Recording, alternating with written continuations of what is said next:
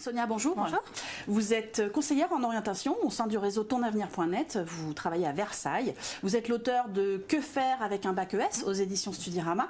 Faire ES, et c'est un peu mon cas, c'est pour ça que j'en parle, quand on ne sait pas quoi faire, quand on sait qu'on n'est pas hyper bon en maths et que S, ça risque d'être compliqué.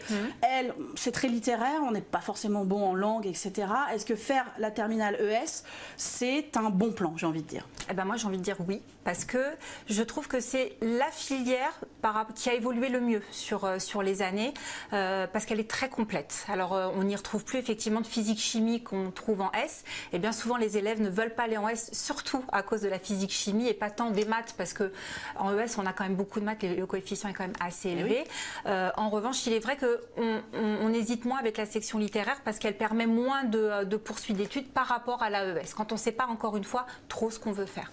Donc c'est une filière qui est assez généraliste, oui.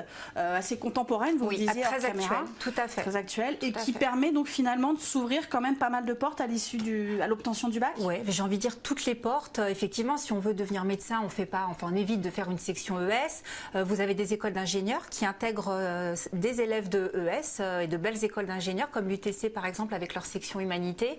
Vous avez de très bons élèves qui peuvent aller et devenir ingénieurs après une section ES, tout à fait.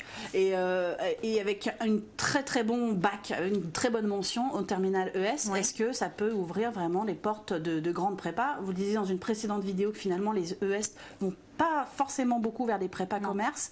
Est-ce qu'il faut être moyen ou très bon pour faire une prépa? Alors j'ai envie de dire surtout il ne faut pas avoir trop de lacunes.